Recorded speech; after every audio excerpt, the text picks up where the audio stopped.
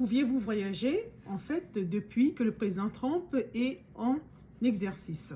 Ben, on en parle, n'oubliez pas justement de suivre la page pour plus d'informations sur les nouvelles d'immigration. Maintenant, on en parle, évidemment, n'oubliez pas d'aller sur notre page YouTube Coloco Immigration et vous abonner. Maintenant, pour ceux d'entre vous qui ont les fourmis dans les jambes, qui veulent voyager, est-ce que vous avez le droit de voyager? Ben, la question se pose parce que le 20 janvier, le président Trump a signé un décret qui, en fait, a mis fin à ce qu'on appelle certains programmes, paroles-programmes, ok?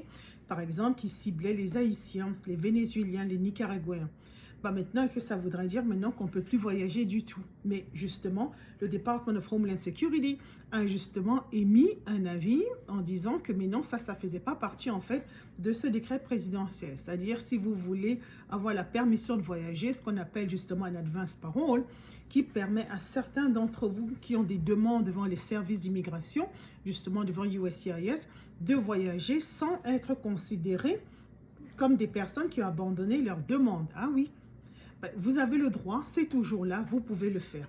Maintenant, qu'est-ce que vous devez penser? N'oubliez pas de faire ceci. Numéro 1, gardez à l'esprit que l'officier des services justement frontaliers a le dernier mot quant à la décision de vous réadmettre aux États-Unis. Ah oui, vous pouvez avoir toute votre paperasse et à la fin, toujours, on peut vous refuser l'entrée.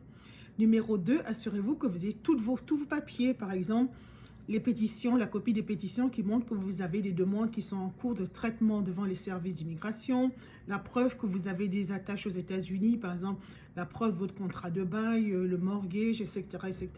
Ayez ça avec vous.